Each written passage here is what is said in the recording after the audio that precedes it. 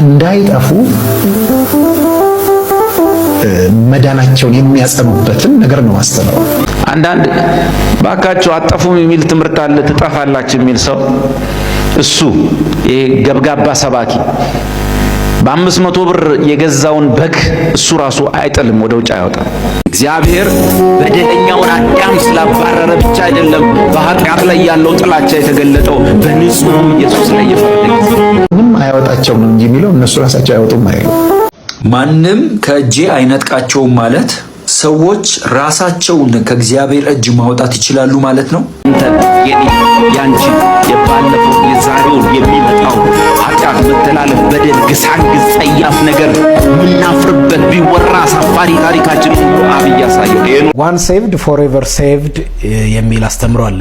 ዋንስ ሴቭድ ኢዝ ኦልዌይስ ሴቭድ ማለት ስላንተ እኮ አይደለም፣ ስለ በጉ፣ ስለ ደሙ፣ ስለ መስቀሉ ስራ የሚያወራ ቃል ተቋርጠዋል።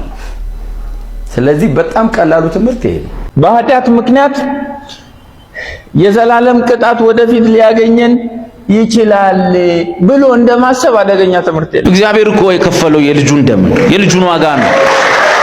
የመስቀሉ መስዋዕት በቂ አይደለም እንደማለት ነው። በመስቀል ላይ የፈሰሰው ያ የእግዚአብሔር በግ የሱ ደም እግዚአብሔርን ሙሉ በሙሉ አላረካውም እንደማለት ነው። መንፈሳችን ኦልሬዲ ስለዳነ ኮራፕት አይሆንም።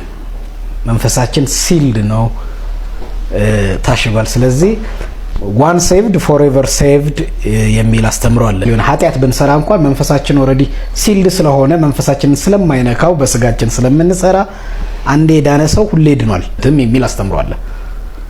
ከዚህ ጋር እስቲ አንተ አስተያየት ምንድን ነው? ይሄን እንግዲህ ምናልባት በጣም በጥቂቱ ለመረዳት የአንደኛው ዮሐንስ መልእክትን ማንበብ ጥሩ ይመስለኛል። የአንደኛው ዮሐንስ ትምህርት ከኖስቲሲዝም በዛ ዘመን ከነበሩ ከኖስቲኮች ትምህርት አንጻር ነው ወንድማችን ሐዋርያው ቅዱስ ዮሐንስ የሚያነሳው እና በዛ ላይ ሲያነሳ ከኛ ጋር አብረው ነበሩ ይላል። ከኛ ጋር አብረው ነበሩ ማለት አብረውን ፕሮግራም ያደርጉ ነበር ሳይሆን እኛ በተካፈልነው በየትኛውም ነገር አብረውን ነው በቃ ሲካፈሉ የኖሩት። እኛ ጋር ያለው በሙሉ እኛን እንደዚህ ክርስቲያን ያስባለ ሰብስታንስ በሙሉ እነሱ ውስጥ ነበር አለ። ነገር ግን ከኛ ተለይተው ወጡ አለ።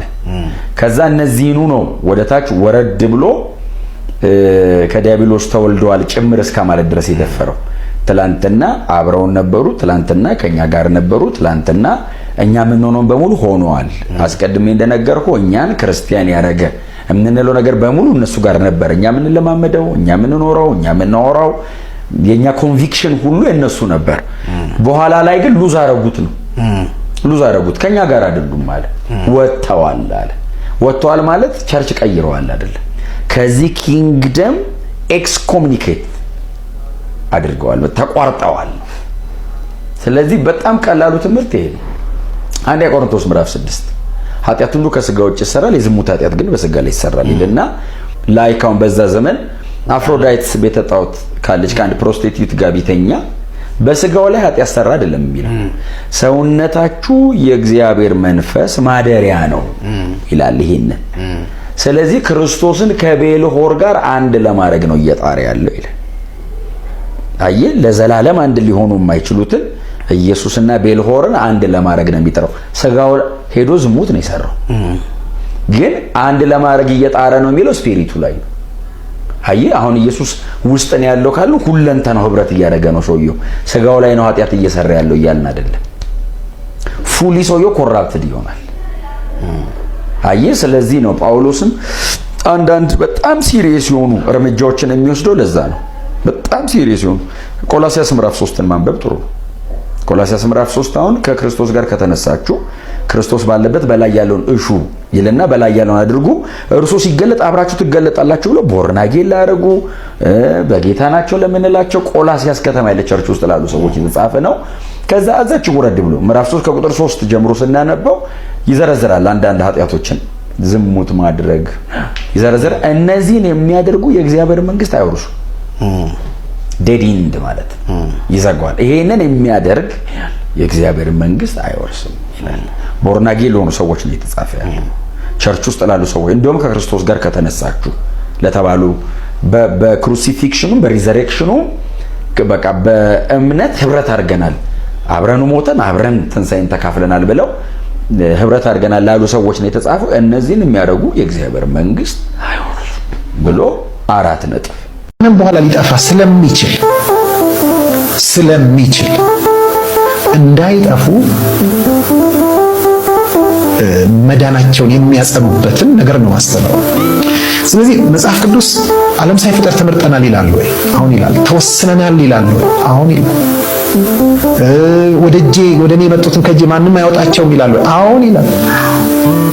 ግን እዚህ ጋር ማንም አያወጣቸውም ነው እንጂ የሚለው እነሱ ራሳቸው አያወጡም አይሉ። ማንም ከእጄ አይነጥቃቸውም ማለት ሰዎች ራሳቸውን ከእግዚአብሔር እጅ ማውጣት ይችላሉ ማለት ነው። እሱ እያለን ያለው እንደዛ ነው። በክርስትና ዓለም ውስጥ ለዚህ ጥያቄ 2 ዋና ዋና መልሶች አሉ። አንደኛው እይታ አዎ ራሳቸውን ማውጣት ይችላሉ የሚል ነው። ይህ የአርሜኒያን የኦርቶዶክሳውያንና የካቶሊካውያን አመለካከት ነው። ሰይጣን መጥቶ በአስገዳጅነት ሊነጥቅህ አይችልም። ነገር ግን እግዚአብሔር የሰጠህን ነፃ ፈቃድ ተጠቅመ በራስ ምርጫና ክህደት ከጌታ እጅ ልትወጣ ትችላለህ። ለምሳሌ አባት የያዝከውን ነገር ሰው እንዳይቀማ ይጠብቅሃል። አንተ ግን በራስ ፍላጎት ከጣልከው አይከለክልም ነው የሚሉት። የሚጠቅማችሁን ነገር ስትጥሉ እያየ አባታችሁ ዝም ሊላችሁ ይችላል ነው።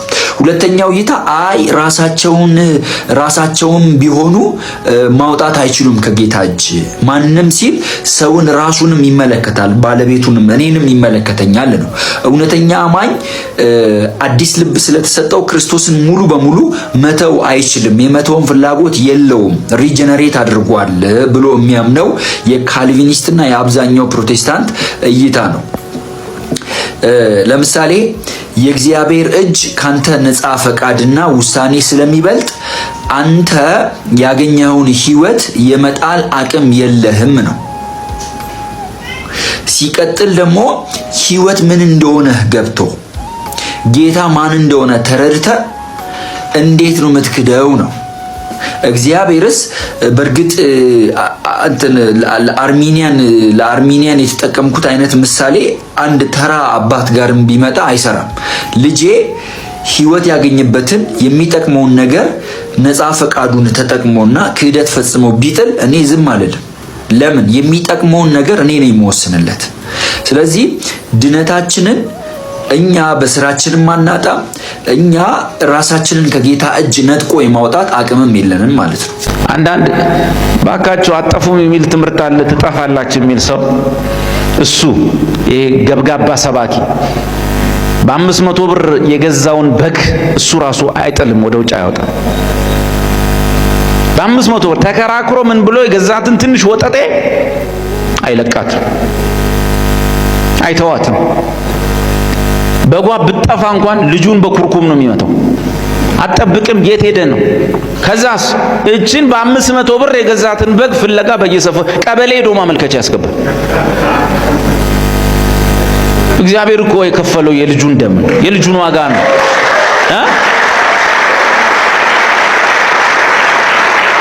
እና ስትናገሩ እንደዚህ አይነት አገልጋዮች ስነ ስርዓት ያዙ። የፈለግ ልትንቀን ይችላል፣ ልትሰርበን ይችላል፣ ልታዋረን ይችላል። እግዚአብሔር ግን ዋጋ ያስከፍላል። እኛ ልንዋረድ ነው የተጠራ ነው። የኢየሱስን ደም ግን ማዋረድ አትችልም። የተገዛንበትን ዋጋ ከኛ ድካም ጋር አስተያየተ ልታራክሰው ስልጣንም መብትም የለህ። መድረክ መያዝ ትችላለህ፣ ማይክ መያዝ ትችላለህ። እግዚአብሔር የሕዝቡን ጆሮ ይነሳሃል፣ ትውልድ ይነሳሃል። ስነ ስርዓት ያዙ፣ ተጠንቀቁ። የዳነን ሕዝብ የምታስፈራሩ በሲኦል በገሃነም የተከፈለለትን ዋጋ አንድ ቀን ሳትነግረው የሰውየውን በደል እያወራህ የምታሳቅቀው ያንተን ማን አወራ? በእኛም ምድር እንዲሁ ነው። ኃጢአትን ደሞ ሰው በጸጋ ድኛለሁ ብሎ ኃጢአት መጀመሪያ አገልጋይ ነህ። ኃጢአት እንዴት መጣልህ? እዛው ሰፈር ላይ ስለሆንክ እኮ። እኛን ኃጢአት ያበረታታሉ የሚሉት ስለነሱ ያለን መረጃ ጆሮ ጨው የሚያደርገን ማፊያና ዱርዬ ወንጌላዊ ነው እንደዛ የሚሰብከው። ማፊያው ኃጢአት ያበረታ፣ አንተ ኃጢአቱን እያደረግከው ዘራፊዎች፣ ደፋሪዎች እና እግዚአብሔር በልጁ የከፈለው ዋጋ ላይ ጳውሎስን ማሳደድ ይቻላል፣ ጳውሎስን ማዋረድ ይቻላል። መጽሐፍ ቅዱስ ግን የኦሪቱን ኪዳን የናቀ ሰው በድንጋይ ተወግሮ ይገደል ነበር። ይሄንን ታላቅ መዳን ቸል ብትሉ ግን ወዴት ታመልጣላችሁ? ይሄን ታላቅ መዳን ወዴት ነው የምታመልጡት? ምን ተስፋ አለ? የነሐሱ እግሮች ተሸክሞኛል። አንተማ ብትሸከመኝ ድሮ ጥለኸኝ ነበር የምትሄደው። አንዳንድ ምቀኛ ሰባኪ ያለ እሱ ብቻ መንግሥተ ሰማይ ገብቶ እኛ ላይ በውጭ ቢዘጋ ደስ የሚለው። እንኳንም የዳዊት መክፈቻ በኢየሱስ እጅ ላይ ሆነ። ይሄ ሰውዬ ቁልፉ ቢሰጠው ይኸው እዚህ ውስጥ ይገባና መንግሥተ ሰማይ ይገባና እንደዚህ ከውጭ ቆሞ የኛ ቸርች አባላት ኑ መካነ ኢየሱስ ወደዛ ሙሉ ወንጌል ወደዚህ የኛ ከዛ የሱ ተንጋክቶ ሲመጡ አንተ ጋር ጸብ ነበረን፣ አንቺ ነህ አንተ ነህ።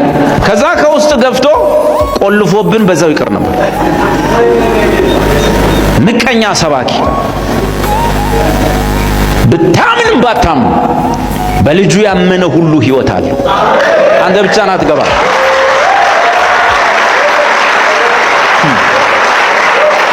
ማነህና ነው ብቻህን የምትገባው? በምን ስራ ነው ብቻ የምትገባው? በየትኛው ብቃት ነህ? እግዚአብሔር አይደል ሰው ያረገህ? እግዚአብሔር አይደል አገልጋይ ያረገህ? በኃጢአት ሙት አልነበርክ? በአየር ላይ ባለቀው አለቃ ፈቃድ ትኖር አልነበረ በፊት? እኩል አይደል እንዴ ለአንተም ለሷም ኢየሱስ የሞተው? የኢየሱስ ደም አንተን አድኖ ህዝቡን ማያድን? ጻድቅ አትጫወቱ። በእግዚአብሔር ቤት ላይ ጎልቶ የሚታየው ኢየሱስ ነው፣ የሚሰበከው ኢየሱስ ነው። አይናችን ተጣብቆ የሚቀረው መስቀሉ ላይ ነው። ራሴ ላይ አይኔን አታምጣ። ስደክም ሰነፍ ስበረታ ጎበዝ ብላ አታጨብጭብ። ማናቸውም በእኔ ላይ የምታየው ጥሩ ነገርና ብቃት ሁሉ በጸጋው ነው። ደካማ ነገር ካየ እሷ የኔ ነች። ውድቀት ካየህብኝ እሷ የኔ ነች። የትኛውም ብርቱ ነገር፣ የትኛውም መልካም ነገር የጸጋው ውጤት ያንተ አይደለም። ለራስህ አታጨብጭብ። ክርስቶስን ብንቀበልም አማኞች ብንሆንም በኃጢአት ምክንያት የዘላለም ቅጣት ወደፊት ሊያገኘን ይችላል ብሎ እንደማሰብ አደገኛ ትምህርት የለም። ምኑንም ያህል ማምን፣ ምኑንም ያህል በእምነት ብጸድቅ፣ ምኑንም ያህል የእግዚአብሔር ልጅ ብሆን፣ ምኑንም ያህል ከቅዱሳን ጋር ኅብረት ባደርግም ግን የዘላለም ቅጣት ምናልባት ሊያገኘኝ ይችላል ብሎ ድነትን እየተጠራጠሩ መኖር አደገኛ። ይሄ ማለት ምን ማለት መሰላችሁ? ድነሃል፣ አውድኛለሁ፣ ግን ድነቴ ሊቋረጥ ይችላል ቢል አንድ ሰው ጸድቃል፣ አው ጸድቄያለሁ፣ ግን ደግሞ ማን ያውቃል በዚያ ቀን እግዚአብሔር አይ አንተ አልጸደቅክም ሊለኝ ይችላል ብሎ ማሰብ በጣም አደገኛ የሚያደርገው ምን መሰላችሁ? የመስቀሉ መስዋዕት በቂ አይደለም እንደማለት። በመስቀል ላይ የፈሰሰው ያ የእግዚአብሔር በግ የሱ ደም እግዚአብሔርን ሙሉ በሙሉ አላረካውም እንደማለት ነው። ስለዚህ once saved is always saved ማለት ስላንተ እኮ አይደለም፣ ስለ በጉ፣ ስለ ደሙ፣ ስለ መስቀሉ ስራ የሚያወራ ቃል። አንተማ ትወጣለህ፣ ትከሰከሳለህ። እንኳንም ድነት አንተ ላይ ያልተመሰረተ፣ እንኳንም ድነት ኢየሱስ ላይ ተመሰረተ። አንተንማ አምኖ ቢሆን ሚያድንህ የጸደቅክ ቀን አታስቀምጠን። ንጹሕ የሆንክ ሳምንት ማን ካንተ ጋር? ሁላችን ዝንቦች ነን። አየህ፣ ትወጣለህ፣ ትወርዳለህ፣ ትነሻለች፣ ትከሰከሻለች። በዚህ ሁሉ ውስጥ ግን እግዚአብሔር እናንተን አያይም። የሚያየው እናንተን ወክሎ በፊቱ ታርጃለሁ የሚለው ማንን? በጉን ኢየሱስን። ሰዎችም ሆነ ሌላ ኃይል በክርስቶስ ያጸደቀኝን እኔን የማይኮንኑበት ምክንያቱ አንድ ሁለት ሶስት ብሎ ምን ማድረግ አለበት? መዘርዘር አለበት። በሌላ ቋንቋ ሮሜ ምዕራፍ 8ን ብቻ እንኳን ብናጠና አሁን በክርስቶስ ኢየሱስ ከሆናችሁ በክርስቶስ ኢየሱስ ያለው የሕይወት መንፈስ ከኃጢአትና ከሞት ጋርነት ካወጣችሁ እግዚአብሔር የገዛ ልጁን በመላክ ኃጢአትም በሥጋ ተኮነነላችሁ። የእግዚአብሔር መንፈስ በውስጣችሁ የሚኖር ከሆነ ኢየሱስን ከሙታን ያስነሳው ያ መንፈስ ለሚሞት ሰውነታችሁ ሕይወትን የሚሰጥ ከሆነ በእግዚአብሔር መንፈስ የምትመሩ የእግዚአብሔር ልጆች ከሆናችሁ አባ አባት ብላችሁ የምትጮሁበትን የልጅነት መንፈስ የተቀበላችሁ ከሆናችሁ ደግሞ የእግዚአብሔር ልጆች መሆናችሁን ያው መንፈስ ለመንፈሳችሁ የሚመሰክርላችሁ ከሆናችሁ እናንተ የእግዚአብሔር ወራሾች ከሆናችሁ ከክርስቶስ ጋር መከራውን የምትቀበሉ ከእርሱም ጋር ደግሞ የምትወርሱ ከሆናችሁ ይሄ ብቻ አይደለም፣ ፍጥረት ሁሉ የእናንተን ከብሮ መገለጥ በጉጉት የሚጠባበቅላችሁ ሰዎች ከሆናችሁ ሊገለጥ ካለው ታላቅ ክብር የተነሳ አሁን በምድር ላይ የምታዩትን ስቃይ እንደ ኢምንት የምትቆጥሩ ሰዎች ከሆናችሁ መንፈስ ደግሞ በድካማችሁ የሚያግዛችሁ ከሆነ እንዴት መጸለይ የማታውቁትን እንዴት መጸለይ እንደምታውቁ ይሄው መንፈስ የሚረዳችሁ ከሆነ እናንተ እንደ ሐሳቡ የተጠራችሁ ሰዎች ከሆናችሁ እናንተ እግዚአብሔር ነገርን ሁሉ አያይዞ ለበጎ እንዲሰራ የሚያደርግላችሁ ሰዎች ከሆናችሁ ዓለም ከመፈጠሩ በፊት አስቀድሞ ያወቃችሁ የወደዳችሁ ሰዎች ከሆናችሁ ደግሞም የልጁን መልክ እንድትመስሉ አስቀድሞ ከወሰናችሁ በቅዱሱ ማጠራር በወንጌል ኃይል በመንፈስ ቅዱስ አማካኝነት ልባችሁን አቅልጦ ከጠራችሁ ልጁን መስቀል ላይ አርዶት ካጸደቃችሁ መክበራችሁን አሁን ላይ ካረጋገጠላችሁ ከናንተ ጋራ ከሆነ ማን ነው የሚኮንናችሁ? ክብር ለጌታ ይሁን። መስቀሉ ላይ ያልተወራረደ በይደር የተቀመጠ የእግዚአብሔር ቅጣት የለም። ሁሉም የእግዚአብሔር ቅጣት ላይ ወርዷል፣ ኢየሱስ ላይ ወርዷል። ታዲያ እንዲህ ከሆነ ለምን ኃጢአት አንሰራም? ለምን ጸጋ እንዲበዛ ኃጢአት አንሰራም? የጸና ከሆነ የተረጋገጠ ከሆነ ሴኪዩርድ የሆነ ከሆነ እግዚአብሔርን በቃሉ ይዘነው ለምን ነፃነታችንን አንቆመቁምም? ትችላለህ። ለእንዳንተ አይነቱም ደግሞ ምን አለ? ጥቅስ አለ። ክብር ለእግዚአብሔር ይሁን። ጥቅስ አለ። ምን የሚል ጥቅስ? ይቀጣል የሚል ጥቅስ አይደለም? ደጋግሜ ማነሳው እንዳንረሳው ነው። የኛ ውስጥ የሆነ ቢስት አይጠፋም። ይህንንማ በደንብ ተጠቅመው የሚል ነገር ሊኖር ስለሚችል እግዚአብሔር ልጁን ምን ያደርጋል? ልጆቹን ይቀጣል ማለት። እኔ ግን ብዙ ጊዜ ሸውደዋለሁ። ምንም በህይወት የቀጣኝ ቅጣት የለም። በሰላም እየኖርን ነው። አሁንም ሐሳብ አይግባ። ምናልባት ልጁ ስላልሆንክ ነው እማይቀጣህ። ስለዚህ አሁን ሸውጄዋለሁ ምናምን ተውና ልጅ ነኝ ልጅ አይደለሁም ለምንድነው ሳጠፋ ዝም የምትለኝ በል ነው። እቺው ናት። ክብር ለጌታ ይሁን። ምንም ማወሳሰብ አያስፈልግም። ኃጢአት ላይ ረቂቅ ዕውቀት የለም። ነገረኛነት እንጂ ያለው ረቂቅ ዕውቀት የለም። ኃጢአትን ለመስራት ረቂቅ መረዳት የለም። መዳናችሁን ስታስቡ፣ መጠራታችሁን ስታስቡ፣ መመረጣችሁን ስታስቡ፣ መጽደቃችሁን ስታስቡ እርግጠኞች ሁኑ። ኃጢአት እንኳ ድካም እንኳ ስጋዊነት እንኳ ዓለማዊነት እንኳ አልፎ ከመንጋው መካከል እንድትባዝኑ ሲያደርጋችሁ በኃጢአት ውድቀት ውስጥ ስትሆኑ በድካም ውስጥ ስትንከራተቱ ፕሊስ መዳናችሁን መጠራጠር አቆሙና ወደሚራራላችሁ ሊቀ ካህን ሮጣችሁ ሁኑ። ለምን? እሱ በደከማችሁ ጊዜ ጸጋ ይሰጣችኋል። ምሕረትን በፈለጋችሁ ጊዜ ምሕረትን ያዘንብላችኋል። ከማንም በላይ ስለሚረዳችሁ መላእክት እንደሱ አያውቋችሁም። ነቢያት እንደሱ አያውቋችሁም። ቅዱሳን እንደሱ አያውቋችሁም። በሄዳችሁበት ሁሉ የሄደ ደግሞ በገዛ ነፍሱ የወደዳችሁ የመረጣችሁ እሱ ስለሆነ ከሱ በላይ የሚረዳችሁ ስለሌለ ወደ ኋላ አታፈግፍጉ፣ ባክ አታድርጉ፣ ከቤተ ክርስቲያን አትውጡ፣ አትራቁ፣ እየሮጣችሁ ኑ። ለምን? አሁን ዙፋኑ ለእናንተ የቁጣ ዙፋን አይደለም። አሁን ዙፋኑ ለእናንተ የጸጋ ዙፋን ነው። በእናንተና በዚህ በቁጣ ዙፋን መካከል በጉ ስለገባ ኢየሱስ ስለገባ እናንተ ላይ መውረድ ያለበት ቁጣ ሁሉ ትከሻው ላይ ስለወረደ አሁን ለእናንተ የሚታያችሁ የጸጋ ዙፋን ነው። በጸጋ የተከማቸ ዙፋን ነው። ኦ ሃሌሉያ! እግዚአብሔር በደለኛውን አዳም ስላባረረ ብቻ አይደለም አይደለም። በኃጢአት ላይ ያለው ጥላቻ የተገለጠው በንጹህ ኢየሱስ ላይ የፈረደ ጊዜ ኃጢአት በማያውቀው በሱ ላይ ኃጢአትን አድርጎ አባቱ ብቻ ልጅ ጽዋ ከኔ ትለፍ እያለ ከኢየሱስ ባህሪ ጋር ከቅዱስነቱ ጋር የማይሄድ ኃጢአት የሚባል አስጸያፊ ነገር በእርሱ ላይ ሲያመጣበት ሞት ፈርቶ አይደለም። ልሞት ይገባኛል፣ ሂድ አንተ ሰይጣን ጴጥሮስን ሂድ፣ ልሞት ይገባኛል፣ ጌታ ሆይ ተው ወዘተ ሲሉት ልሄድ በኢየሩሳሌም ልያዝ፣ ልሰቀል፣ ልገደል፣ በሦስተኛው ቀን ልነሳ ይገባኛል። በፍጥነት ሄደ ወደ መገደያው ከተማ ወደ ኢየሩሳሌም አቋርጦ ፈርቶ አይደለም። ግን በዛች ሰዓት ላይ ይፈራ ይደነግጥ ይተክዝ ጀመር እንጂ ጽዋ ከኔ ትለፍ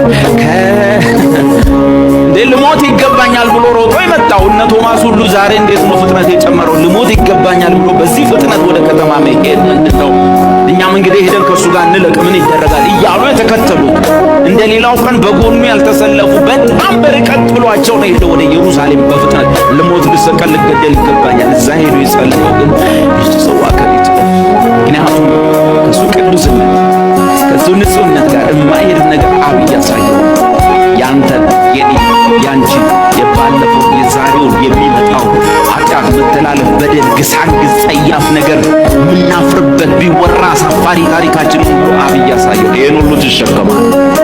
ከቅዱስነቱ ጋር የማይሄድ ነገር ያሳየ ይቻል ግን ፈቃድቱ ኃጢአታችንን ሁሉ በእርሱ ላይ ያደረገ ኃጢአታችንን አንዳንዱን በእርሱ ላይ ያደረገው ነው ሁሉ ባለፈው የዛሬው የሚመጣው ኃጢአቴ ሁሉ እኔ በሌለሁበት በኢየሱስ ላይ ወድቀዋል። የምንም የብዙ አብልጦች ወንጌል የለም። የባለፈው ኃጢአታችን ጌታን እስክንቀበል ያለውን እሱን ተሸክሞናል። ከዚህ በኋላ ያለው ግን እኛ ነን የምንሸከመው። ተረተው ማለት ኢየሱስ ሲሞት ተወልዳችኋል፣ ኢየሱስ ሲሞት ተወልዳችኋል ነበራችሁ። በዛን ሰዓት ላይ የሞተው እሱ ገና ሳትመጣ በፊት አይደለም። ፓስት ፕሬዘንት ፊውቸር እግዚአብሔር ባለፈውን ኃጢአቱን ይቅር ያለው የዛሬውን በደሉን የከደነለት የነገውን የማይቆጥርበት ሰው እሱ ብፁዕ ምን ነው ቢሉ ኃጢአታችንን ሁሉ በልጁ ላይ አድርጓል።